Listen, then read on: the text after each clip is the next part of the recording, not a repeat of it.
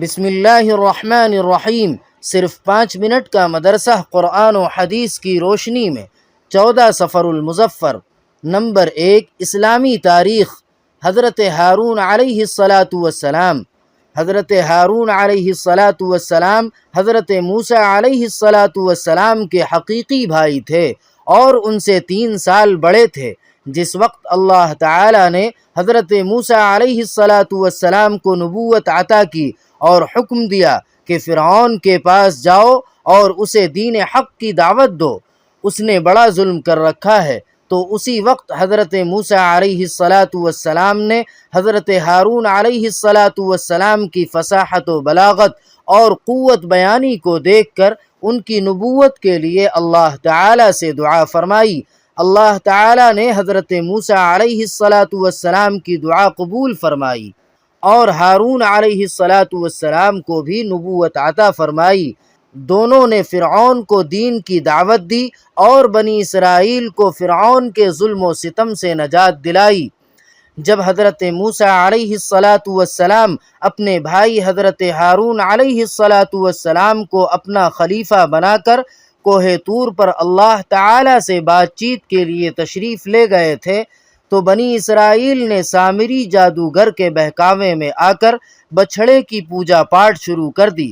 حضرت موسیٰ علیہ السلام جب واپس آئے تو حضرت ہارون علیہ السلام پر سخت ناراض ہوئے۔ حضرت ہارون علیہ السلام نے اپنا عذر بیان کرتے ہوئے کہا، میں نے قوم کو بہت سمجھایا مگر سمجھنے کے بجائے قوم مجھے قتل کرنے پر آمادہ ہو گئی۔ حضرت ہارون علیہ السلام شروع ہی سے حضرت موسیٰ علیہ السلام کے ساتھ مل کر بنی اسرائیل کو سیدھے راستے پر لانے کی کوشش کرتے رہے۔ انہوں نے حضرت موسیٰ علیہ السلام سے 3 سال پہلے انتقال فرمایا۔ نمبر 2، حضور صلی اللہ علیہ وسلم کا معجزہ۔ جنگ بدر میں فرشتوں کی شرکت۔ جنگ بدر کے دن ایک انصاری صحابی رضی اللہ تعالی عنہ ایک مشرک کے پیچھے دوڑ رہے تھے۔ اچانک اس انصاری نے کوڑے مارنے کی آواز سنی اور گھوڑے سوار کی آواز بھی سنی۔ وہ کہہ رہا تھا، آگے بڑھو۔ اس انصاری نے اپنے آگے دیکھا تو وہ مشرک چت پڑا ہوا تھا اور اس کی ناک اور منہ پھٹ چکے تھے۔ اس انصاری صحابی رضی اللہ تعالی عنہ نے رسول اللہ صلی اللہ علیہ وسلم کو واقعہ بیان کیا تو آپ صلی اللہ علیہ وسلم نے فرمایا، تم نے سچ کہا، وہ تیسرے آسمان کا فرشتہ تھا جو ہماری مدد کے لیے آیا تھا۔ نمبر 3، ایک فرض کے بارے میں 5 نمازوں کی پابندی کرنا۔ رسول اللہ صلی اللہ علیہ وسلم نے فرمایا، جو شخص 5 فرض نمازوں کو پابندی سے پڑھتا ہے وہ اللہ تعالی کی عبادت سے غافل رہنے والوں میں شمار نہیں ہوتا۔ نمبر 4، ایک سنت کے بارے میں کتے یا گدھے کی آواز سن کر یہ دعا پڑھیں۔ رسول اللہ صلی اللہ علیہ وسلم نے فرمایا، جب تم رات میں کتوں کی آواز اور گدھے کی چیخ سنو تو اعوذ باللہ من الشیطان الرجیم پڑھ لو، اس لیے کہ یہ ان شیطانوں کو دیکھتے ہیں جنہیں تم نہیں دیکھ سکتے۔ نمبر 5، ایک اہم عمل کی فضیلت، ایک غلام آزاد کرنے کے برابر ثواب۔ رسول اللہ صلی اللہ علیہ وسلم نے فرمایا، جس نے کسی کو دودھ والی بکری یا روپے قرض دیے یا راستہ بتا دیا تو اسے ایک غلام آزاد کرنے کا ثواب ملتا ہے۔ نمبر 6، ایک گناہ کے بارے میں سود خور سے جنگ کا اعلان۔ قرآن پاک میں اللہ تعالی فرماتا ہے، اگر تم سود لینے سے باز نہیں آئے تو اللہ اور اس کے رسول کی طرف سے جنگ کا اعلان سن لو، لہذا ہر مسلمان کو سود سے بچنا چاہیے۔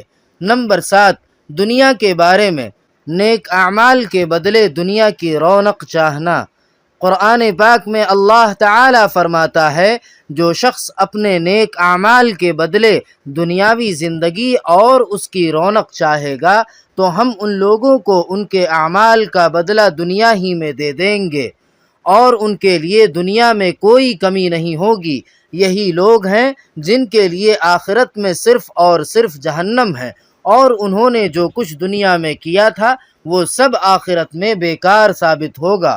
نمبر 8، آخرت کے بارے میں اہل جہنم کے جسم کی حالت۔ رسول اللہ صلی اللہ علیہ وسلم نے فرمایا، جہنم میں دوزخیوں کو اتنا موٹا کر دیا جائے گا کہ ان میں سے ہر ایک کافر کی ایک کان کی لو اور اس کے کندھے کے درمیان 7 سال چلنے کا فاصلہ ہوگا۔ اس کے چمڑے کی موٹائی 70 ہاتھ کے برابر ہوگی اور اس کی ایک ڈاڑھ احد پہاڑ کے برابر ہوگی۔